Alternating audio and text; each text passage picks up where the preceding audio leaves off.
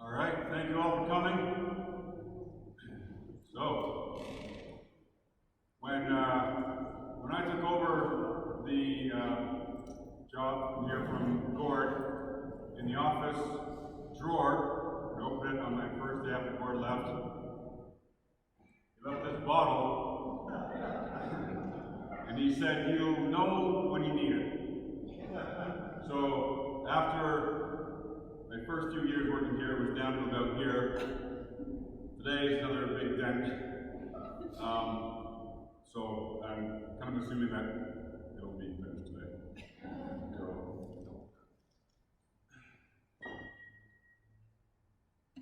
And I'm not allowed to drink out of the bottle because some people might want to have a drink later. But anyway, here we go. Gord.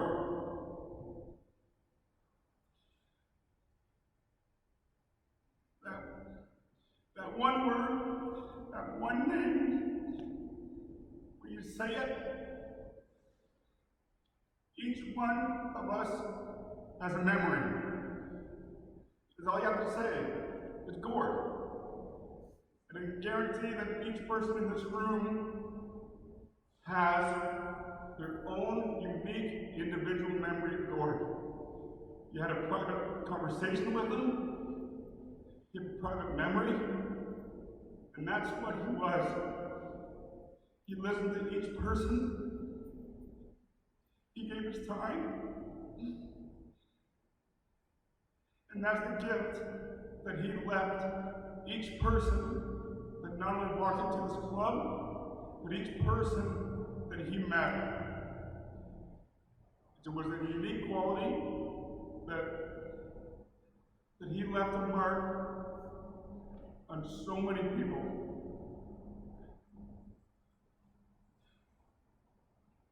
When we worked here, we had something called the Gordon Rules. And these are rules that after you observe Gord for many years, these are the things that behind the scenes that the staff and other people came up with. The first rule that we came up with, what he used to say to a few of us was, "You're pretty dumb if you ain't learned anything." I heard that a lot. Gord, until the end, never stopped learning. He had a unique way about it that when he went and taught ice, or he went to another club, and there was an ice maker that just got their first job, they're 6 months in, Gord would listen to them, and they would have ideas, and Gord never stood there and said, "Wait a minute, do you know who I am? I'm Gord Carroll." Never said that. He would listen and go, "These are great ideas, let's try them," knowing that they weren't going to work, but he would try them and explain to them why it wouldn't work. Why wearing spikes on ice wasn't really the best option for an ice maker. So, but he would let them learn and try, and he spent so much time with so many curling clubs. Not just in Ontario, he went to Scotland. Like, there are clubs around the world that have benefited from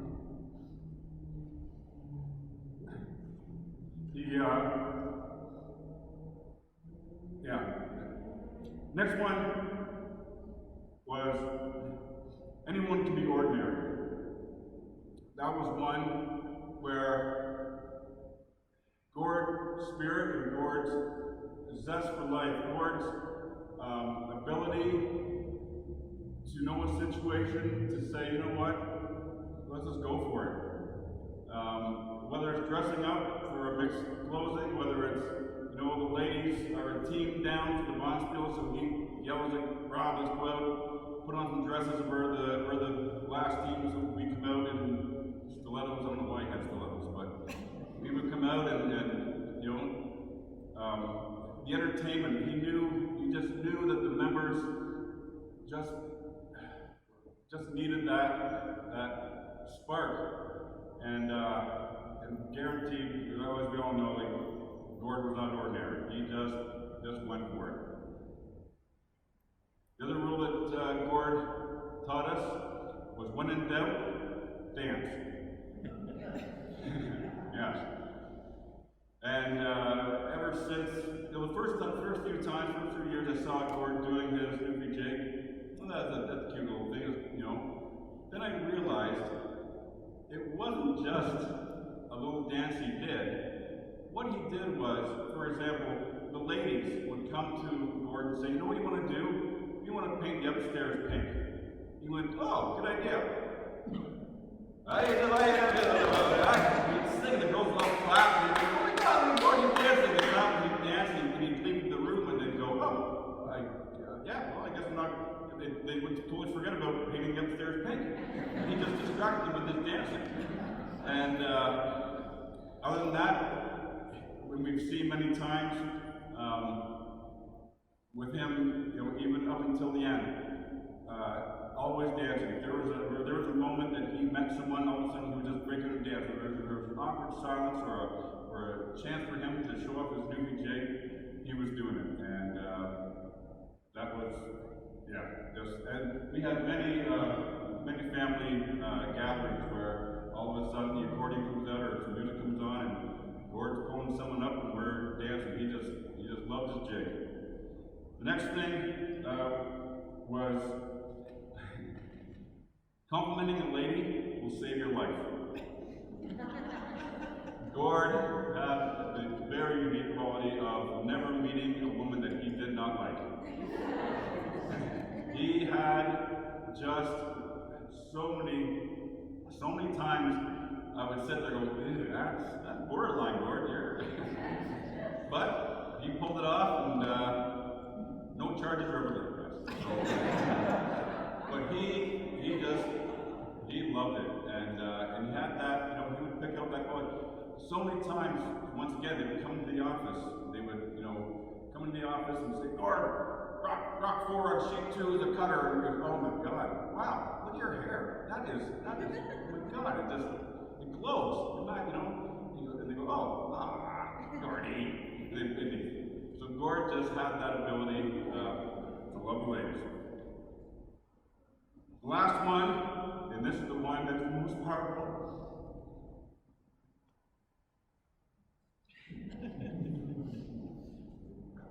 It's all in a lifetime.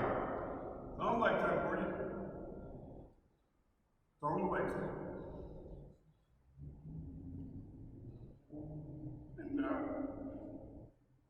he would say that if someone, you know, one of us did something stupid, and he would say, just go apologize.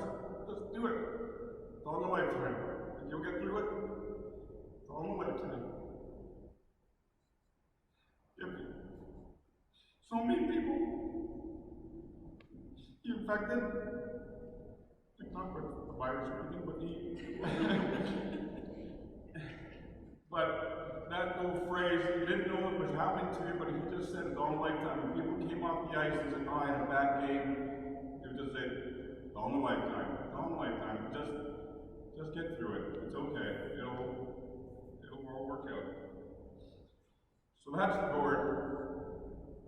Once again, I don't want to tell any stories because we all have our unique story, and we're all going to think about our own unique Gord experience. So with that, next I'm going to call Rob Morton. Rob's going to come up and say a few words, as Rob was instrumental in why Gord came to our club. It's a long way. Our rule should have been to Gord, it's your world, Gord, we just live in it, I think. You know, he had a tremendous weight about him. I made some notes because I didn't want to forget the things that were important to me.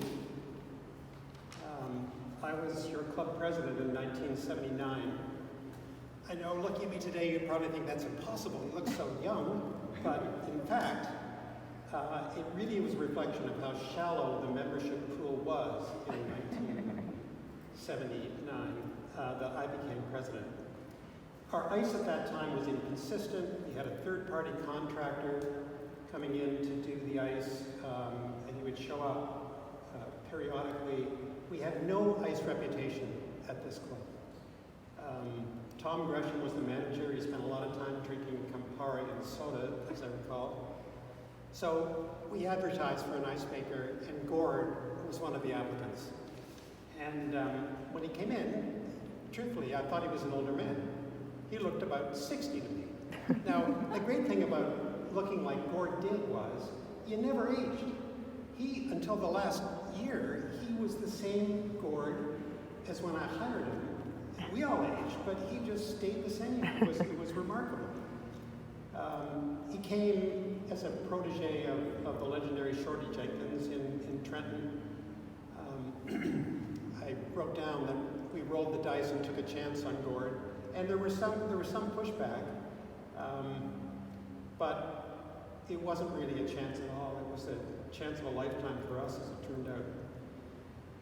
As Rob has mentioned, Gord put his heart and soul into the job, dealing with an aging compressor that was giving up all the time. He'd be working at all hours to create a perfect ice service.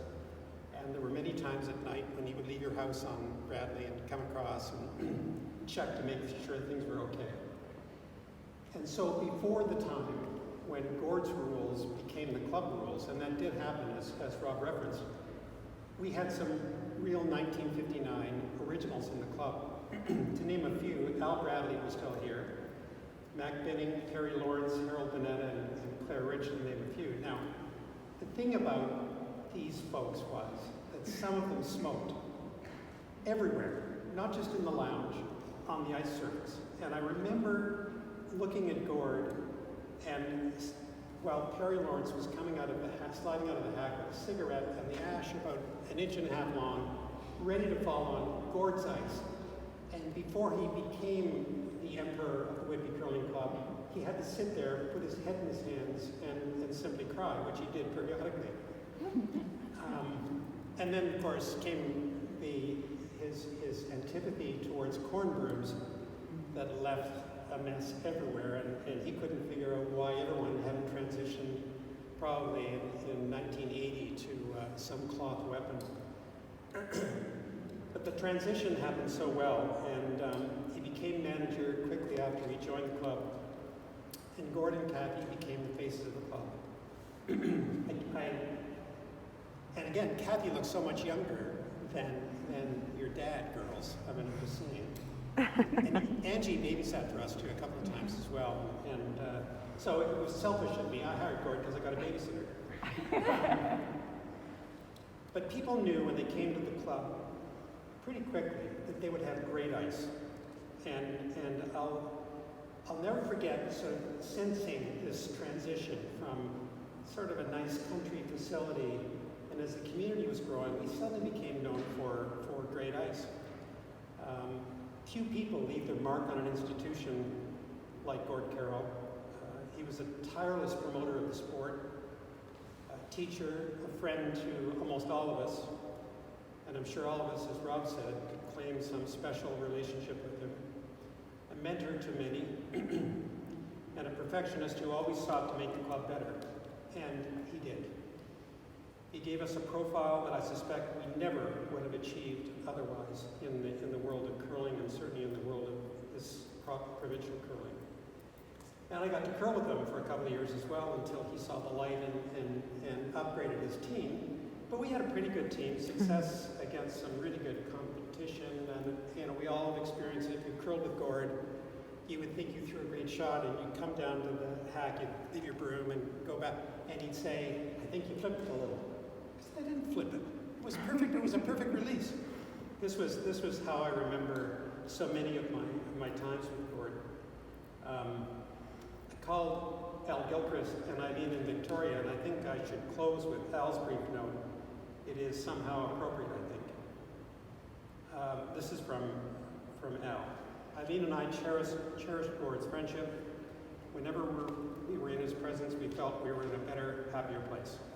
Surely in his new life, he is making many new friends as he continues to perfect his interim release. So with that, Godspeed to Gord. Thanks, Rob. With that, speaking of experiences, Ronnie Cameron, come on up here and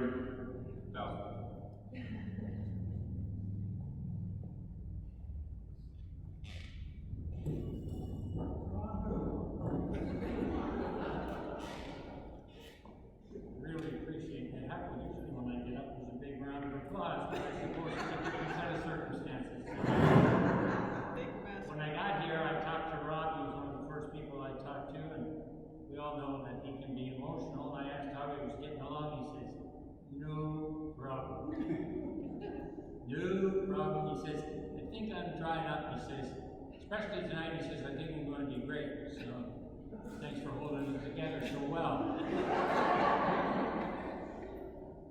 Yeah. Tell the truth. How many think this is the original Bob?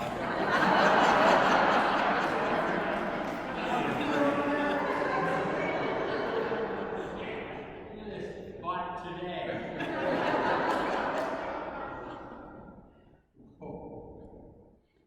Well, when someone is asked to speak at a celebration of life, it's incumbent on that person to say something nice about the person whose life that you're celebrating. With that in mind, let me begin by saying, Gord Carroll, you were a fine-looking woman. To say that Gord was a fine-looking woman might be going a bit far, but he did seem to enjoy dressing in women's clothes, as he did it many, many times. I think he would have pebbled the ice in high heels, except it probably would have been bad for the ice, and we know he would never do anything that was bad for the ice. He knew a lot about ice making, and many clubs have benefited from his knowledge. I remember him talking to me about the kinetic molecular theory and how it pertained to ice making. This is Gord Carroll we're talking about here, talking about the kinetic molecular theory. I told him I didn't know what he was talking about, and I didn't think he knew what he was talking about either. But that he sure had come a long way from Red Island to even mention it. I teased him for the rest of his days about the kinetic molecular theory. Kinetic molecular theory, my ass. That's what I put, by the way, in the notes. So when you read kinetic molecular theory, my ass, that's me. Some of you will remember Gord's retirement party that was in this very same location. You remember, that's when Shorty Jenkins spoke for 10 minutes about himself and then wished Gord a happy retirement. What I remember is that this place was packed with well-wishers, as it would have been today if there was one celebration and not four. Certainly, it was a sign then and is a sign now of the affection that many people had for Gord. And some of you would have been at the surprise birthday party we had for Gord when he turned 60. We presented him with 60 $20 bills and 60 Titleist golf balls. Now, I played golf a lot with Gord. He didn't hit the ball very far, but he hit it very straight. And I'll bet if you checked his golf bag today, some of those balls would still be there. I can't say the same for a number of the people that I've golfed with in this room. In my opinion, and I've said it many times before, the Whitby Curling Club became a curling club the day that Gord Carroll arrived here. He made good ice. He taught a lot of people how to curl. He prepared ice so that you could practice on it if you wanted to. He insisted that we were as good as any other curlers in our zone, and he proved it by skipping an intermediate team to provincial finals. And I think that's the first time that any team from this club ever went to a provincial finals, and he led us. There's been a number since, but I think it's all thanks to Gord Carroll. Ron Cameron, microphone, and a group of Whitby Curling Club curlers, just like old times, except it's not. You can catch that, you know, except it's not like old times. One of us is missing, Gord Carroll. Selfishly, I'm sorry and very sad. He was a good friend. Unselfishly, I know that as the song says, the things of earth grow strangely dim in the light of God's glorious grace. So whatever earthly demons Gord was dealing with in the final few years, be they mental, physical, or emotional, they've grown strangely dim. They're gone. And he's reunited with Cat. So he's okay. And Dad's okay. And for that I say, thanks be to God. Good job. I'm GC. I am Gord's youngest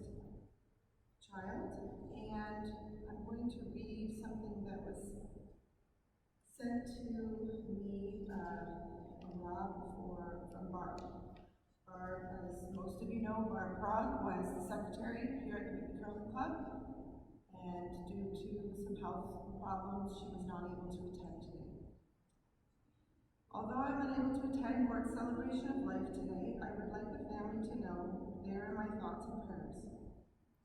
Some of my best years were the 25 that I shared working with Gord in the office. He was down to earth and a very kind guy with many great qualities that made him the person everybody enjoyed talking with. He was in his glory when him and Rob were entertaining the ladies at the different functions. They never knew what to expect. He taught me much about life in general and always boosted my confidence. I have a lot of respect for Gord, and I will forever be grateful for his valued friendship. I pray that Gord and Catherine are together again. Love, Barb. And then for me, my little speech to my dad is, Dad, you taught me so much in life. Your messages were always enjoy life, don't stress. And for most of you in this room, you know that I stress very easily and get overwhelmed very easily. Love and be loved. You were my father. You were my support system. You were my boss. You were my curling coach. And you were one of my best friends. I want to thank you for always dancing with me, always singing with me, always spending time with me, always showing interest in everything I did in life, always supporting me and my family, always holding my hand and picking me up whenever life put me down. You will be missed for eternity. I will cherish and continue to cherish and celebrate you. I will share your stories, appropriate or not. I will tell you crude jokes, and I will act silly, just like you always did. I will still curl, and most of all, I will love life to the fullest, because that's exactly what you taught us to do. And I will miss you dearly.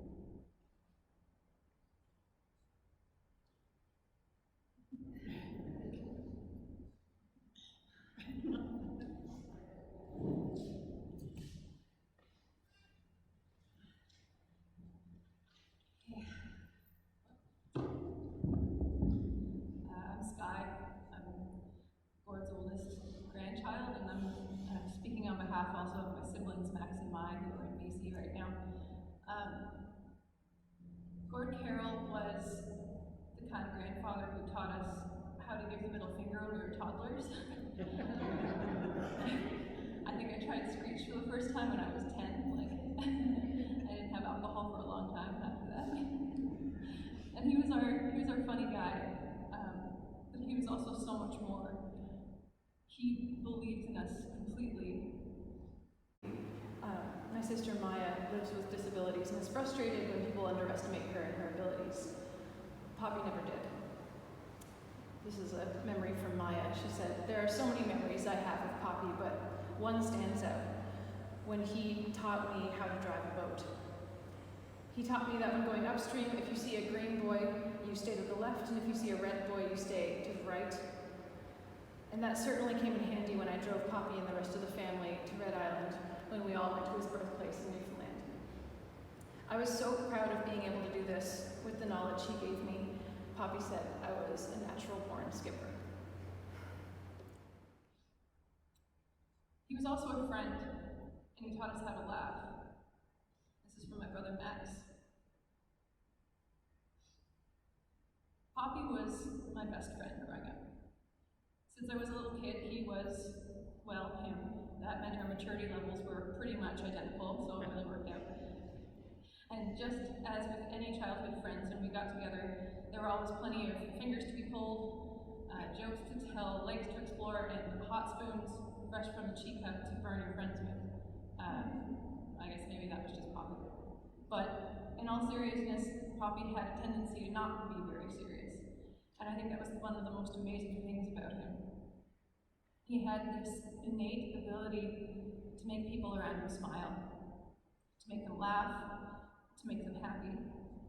And it took me a long time to figure this out about Poppy, but over the last few days, as I've thought about all the jokes he cracked, the stories he told, the skits he put on, I realized that he didn't do those things for himself. He did it for the people around him. Alone, he was a much quieter, more contemplative man, and he was silly and goofy and sometimes a bit dirty in order to bring joy to the people around him. And what an incredible gift to give. We have lost a very special person from the world, and my heart hurts deeply, like I've lost a best friend, and truly I have. I want to remember all of the beautiful memories I have with Poppy, like being tossed down the ice while clinging for dear life to a curling rock right here. Or taking the GO train into the city to watch Blue Jays games, or the countless evenings of fishing. But I think the best way to remember Poppy is to try to be more like him, and I invite you all to do the same. To put in the extra effort to make others smile, to make ourselves look and feel silly, to be joyful, to chase small children around with hot spoons fresh from a teacup. If we can do that, then Poppy will always be with us. That bald little fella still making people laugh, still making people happy. I love you, Poppy. You were the best grandpa anyone could ask for, and I hope you're finally back with your love, Pop. My grandfather taught us what love truly meant. He taught us stories from the generations before us, and he loved us completely. Just you and me, baby. That's what he said to me every time we got to visit over the years. He held all of us so close to his heart, and I'll hold him so close to mine for the rest of my life. And I think we all will. So I am Dad's second child, and my name is Angie, or Angela. I go by Angela to everyone else, but Dad would always call me Angie.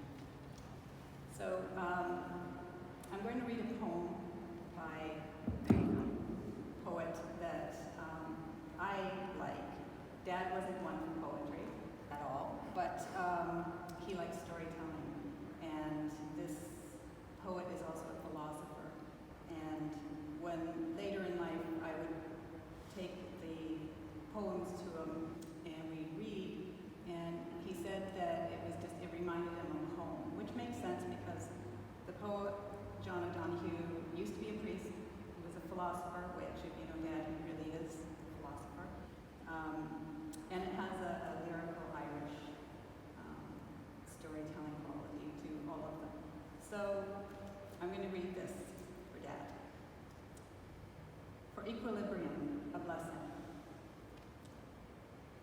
Like the joy of the sea coming home to shore, may the relief of laughter rinse through your soul. As the wind loves to call things to dance, may your gravity be lightened by grace. Like the dignity of moonlight restoring the earth, may your thoughts incline with reverence and respect. As water takes whatever shape it is in, so free may you be about who you become. As silence smiles on the other side of what is said, may your sense of irony bring perspective. As time remains free of all that it frames, may your mind stay clear of all it names. May your prayer of listening deepen enough to hear the depth, the laughter of God. And so with that, I say goodbye to Dad, but he will always be within the water and within my heart.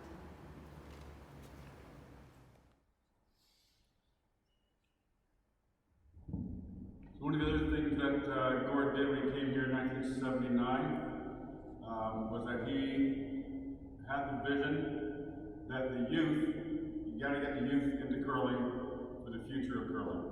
And Gord and Val Elmhurst spent a lot of time, energy, and getting the kids into curling.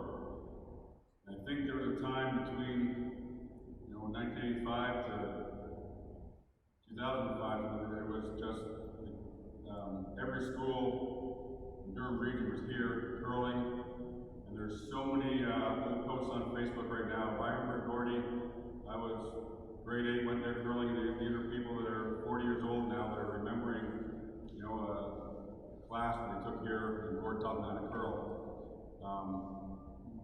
Along with teaching the youth what he did all the time.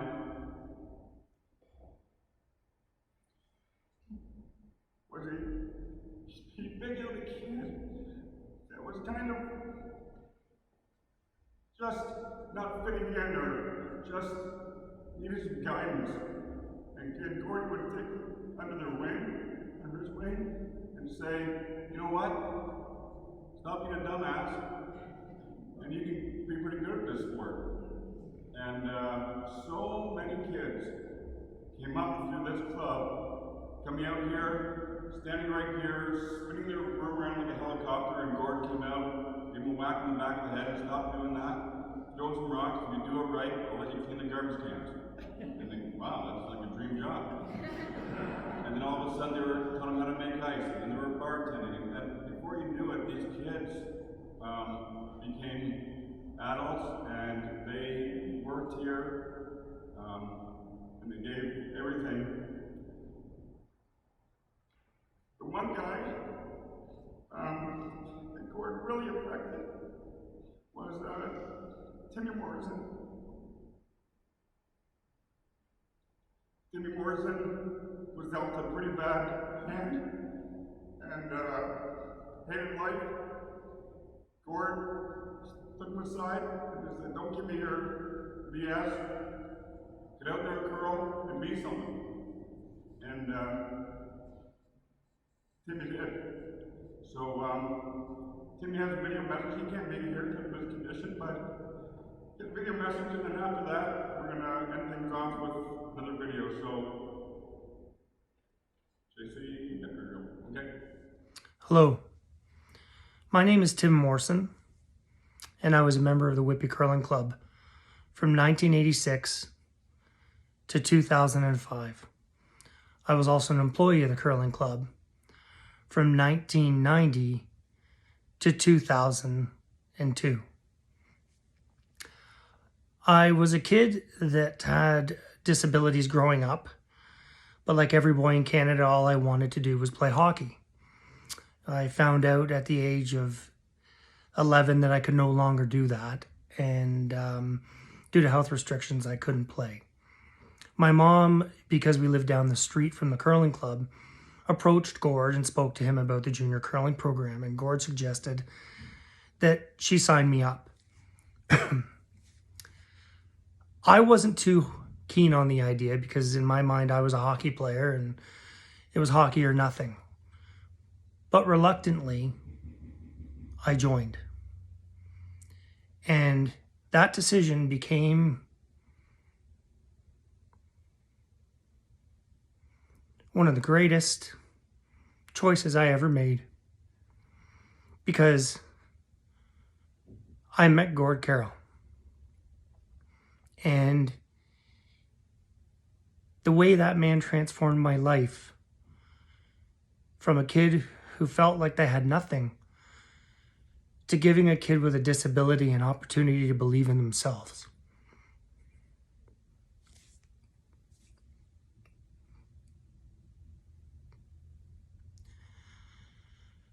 I used to show up for curling when I was little in the first few years, and I really didn't care. I just goofed off on the ice and didn't bother paying attention.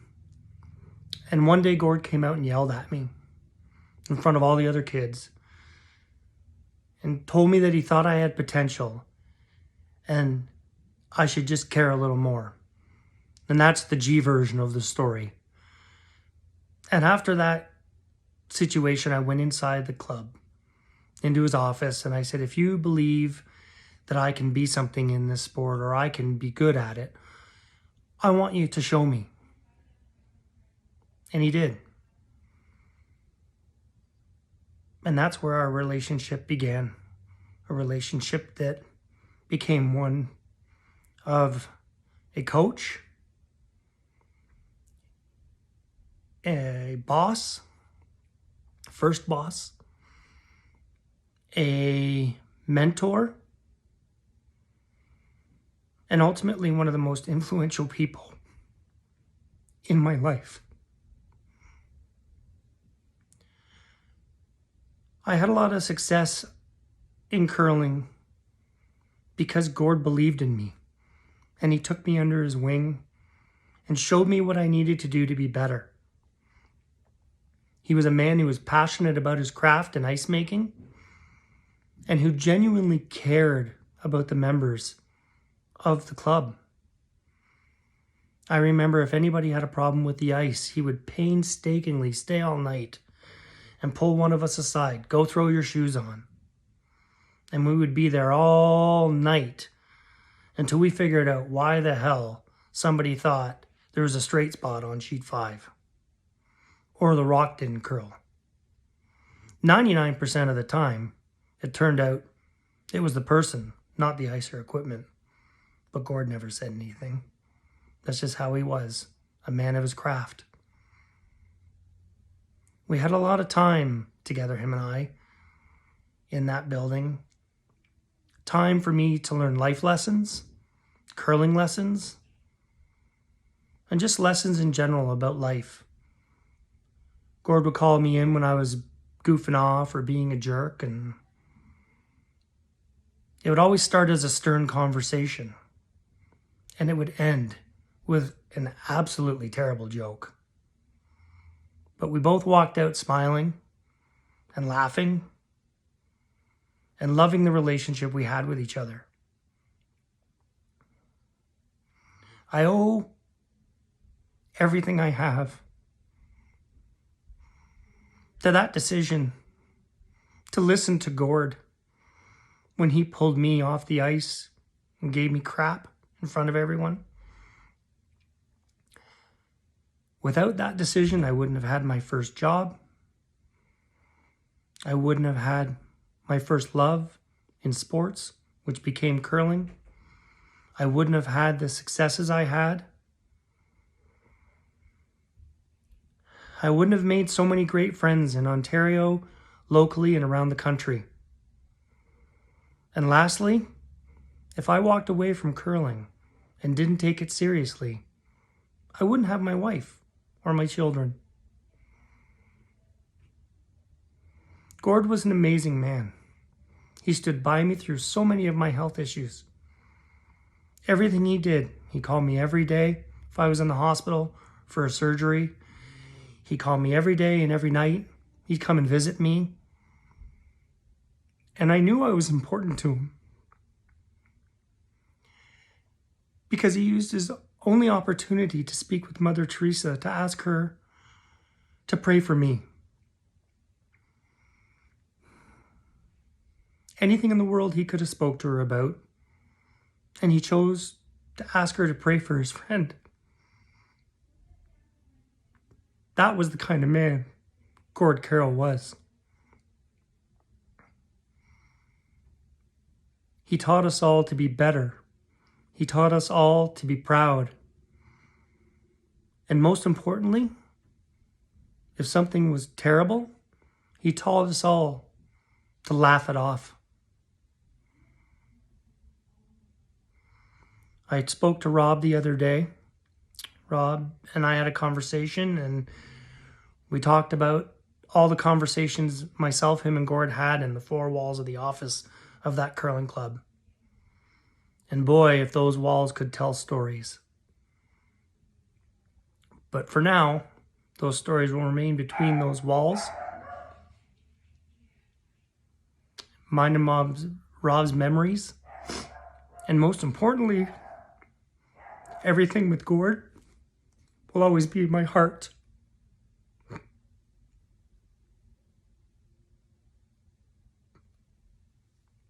I love you, Gord. And I'll miss you forever. But I thank you for what you gave to so many junior curlers. And so many kids like me. You were my hero. And I only hope that you knew how much I loved you. Rest easy, Choppy. I love you. Thank you. Sally went out to do her water. She'll be in an hour and a quarter. Sally went out to wait for Pop. She'll be back when she's done.